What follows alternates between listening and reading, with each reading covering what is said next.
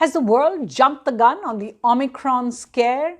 Or are the travel bans, the new restrictions on testing that are required actually justified? Hello and welcome to Worldview at the Hindu with me, Suhasini Haidar, as we discuss what we know so far about the latest big variant of the COVID-19 virus. We are now headed, remember, into the third winter of the novel coronavirus. It was first seen, of course, detected in China in November 2019, described as a pandemic a few months later by the WHO. And while the world has made some progress, in fact, considerable progress on vaccines, it is still as susceptible to panic and fear whenever a new variant like this one is seen. So in the past week, countries across the world are reporting cases of Omicron, a few each actually. First, this was detected in South Africa, that has seen more cases in specific clusters.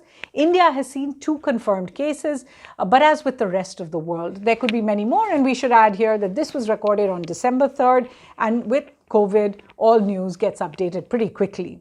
On November 26th, the WHO actually designated it. The variant was called B1.1.529. It was designated as a variant of concern. It was given the name Omicron. The reason it was designated as something of concern was essentially based on the fact that it had many mutations from the original virus that appeared to give it a significant advantage on evading antibodies. So really, how different is Omicron? How does it compare with previous variants? Some of these facts should make it a little clearer. Now, according to scientists, and let's go through the entire Greek alphabet for you, the Alpha variant, the first variant they saw, first identified in the United Kingdom, spread to about 50 countries. It had about 23 mutations in all when it was named a variant of concern. Then there was the Beta variant. It had about 6 mutations. It was also first identified in South Africa, which of course has a great record in research and technology on vaccines and on viruses. The Gamma variant that followed was first identified in Japan, but it actually was traced to travelers from Brazil. That had about 13 mutations in it. And then there was the very famous Delta variant. This was first identified in India. It had about 10 mutations in it, and then later some Delta plus subvariants as well. But the real critical thing was that Delta was the fastest spreading, most infectious variant, accounting for as many, in fact, if you look just at November 2021 figures, it accounted for about 99% of the cases worldwide that were found, the new cases in that month. After that, and you can see why the Delta variant really stood out. After that, there were a whole number of variants that weren't seen with as much concern. There was, in fact, the Mu variant, seen first in Colombia, seen in about 39 countries of South America, but not known for a substantial number of cases. In fact, the WHO clubbed many of the smaller variants, Eta, Iota, Kappa, Lambda, all of these into the Mu bracket, classified them all as variants of interest. Now comes the Omicron variant. It includes about 50 mutations, so you can see the difference. Half of these are unique variants, and about 30, more than 30 actually, are on the spike proteins. Now, what's also interesting is the word Omicron and where that alphabet came from after Mu. WHO explained that they had skipped the letter, the alphabet letter Nu, because it could be confused with the word new. And they also skipped the word she, because you guessed it, it has the same sound as the Chinese president, and they don't want to be seen, they said, as targeting any country or race representation. So here is what the WHO actually says about what they are watching. As the Omicron cases grow, they are looking very closely at a number of factors. And there are basically 6 factors that they look at most closely, and particularly now with Omicron. One is transmissibility. How contagious is the Omicron variant? How quickly is it traveling? Not enough is known at present, although many say it is a milder, less contagious virus across countries, although in clusters there may be more contagion. The second is the severity of the disease, how much you need to be hospitalized, how much oxygen issues you have. The third is the effectiveness. If you've had COVID before, what is the effectiveness of that infection on fighting the new Omicron virus? Next comes the effectiveness of vaccines that are already in the system and how many have been given out in the world. The effectiveness of current tests. So does the RT-PCR, the RAT antigen test actually detect this? And finally, the effectiveness of current treatments. Now, we've seen a number of treatments go across the world, and you've heard many of those names. At the moment, the WHO talks about 2 corticosteroids, as well as IL-6 receptor blockers.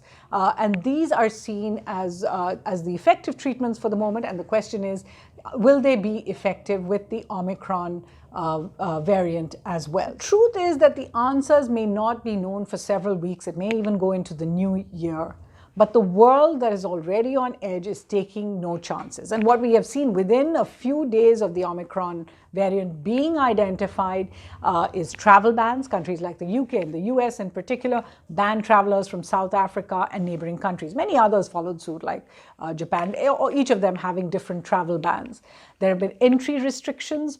Passengers are being tested, asked to wait about 6 hours at airports to check for symptoms, different kinds of quarantine. India has a special protocol, especially from those arriving from about 10 countries deemed at risk. There's much more testing now. If you're traveling, the US will test all inbound passengers on arrival. Countries like the UAE are actually imposing 2 to 3 tests on each traveler before and after boarding planes. Mask mandates are back. Many countries had actually relaxed them in the UK and in Europe in many public areas, but those mask mandates are back, and every country is trying to speed up its vaccine administration and the administration of boosters. Of course, there's going to be a major impact we'll see. This is Christmas season, tourist season around the world, and there will be an impact that many see on the holiday industry, the tourism industry, travel, hotels, etc. But the real fact is, despite everything we know over all these months, and so much has been spoken about, so much has been mandated by governments, there are many lessons the world has just not learned yet. So we're going to go through those right at the end of this. The first big lesson is that vaccines remain inequitably distributed around the world. The fact is that the world's population has received at least 1 dose. In fact, 54.06% of the world population has received at least 1 dose, but only 6%, look at the difference, only 6% of those in low-income countries have received 1 dose. A total of 8.1 billion doses have now been administered worldwide.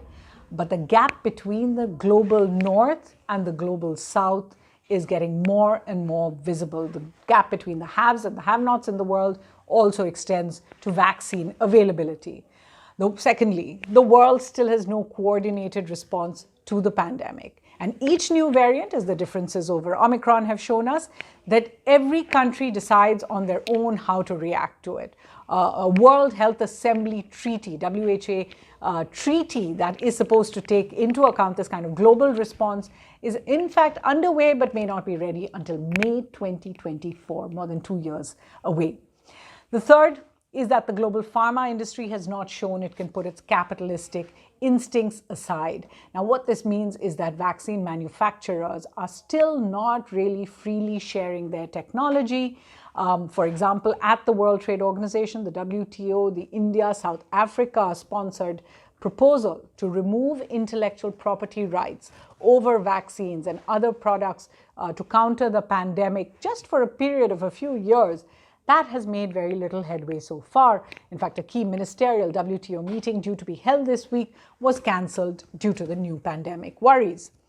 The fourth lesson not learned yet. The world's richest countries continue to impose arbitrary and debilitating actions over the world's poorer countries. The pandemic has become a new excuse for discrimination in that sense. For example, while variants have been found in G7 countries like UK, US, and Japan, they're more likely to lead to travel bans on countries like South Africa, India, Brazil, and others. A global power like China, as I said, continues to intimidate global bodies like the WHO, and even the naming of Omicron was done in deference to Chinese sensitivities over the name of their leaders. And fifth, we are still no close to a real conclusion on the origins of the coronavirus pandemic. While it really may not make much difference to pin it on any one region or any one country it came from, given the worldwide spread now, it is necessary to pinpoint the practices that may have given rise to the coronavirus that was first identified in Wuhan in China. to look at the practices that could have given rise to it in whichever country, particularly if there is a suspicion that this was the product of biotechnological research which is banned, and if the origins actually came from a laboratory and not from natural causes. Clearly, these are lessons that are as important to learn as we learn more and more about the pandemic, the new variants, and how we are going to tackle them. A public service message: if you haven't already got vaccinated or fully vaccinated, please do make that attempt to get the vaccines. Many countries now extending their vaccines across age groups and making those boosters available. And there are lots of reading recommendations. Books are coming out about the coronavirus pandemic, and really over the next few months, you'll see a huge list. So I'm just going to give you some that have been recommended to me. I can assure you I have not read most of them, but these are coming from the experts. The first is Invisible Empire, The Natural History of Viruses by Pranay Lal. This was actually recommended by our deputy science editor, Jacob Koshi. You'll read his byline. He writes about Omicron and about the pandemic in general. Very, very knowledgeable. The second book recommended is World War C, Lessons from the COVID-19 Pandemic and How to Prepare for the Next One. This is by Dr. Sanjay Gupta, also a former colleague at CNN International.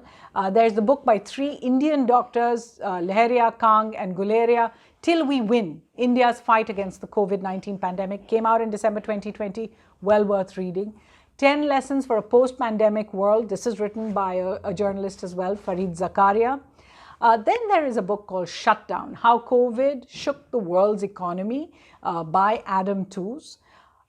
We also have a whole series of books coming out now about how vaccines were created in record time for COVID. There's Vaxxers. This is the inside story of the Oxford's AstraZeneca vaccine by Sarah Gilbert and Catherine Green. There's The Vaccine, Inside the Race to Conquer the COVID-19 Pandemic by Miller, Sain and Turechi. The Messenger, this is about the Moderna vaccine and the business gamble that changed the world by Peter Loftus. And then there's one about vaccines in general called A Shot to Save the World, the remarkable race and groundbreaking science behind the COVID-19 vaccines. This is by Jeffrey Zuck.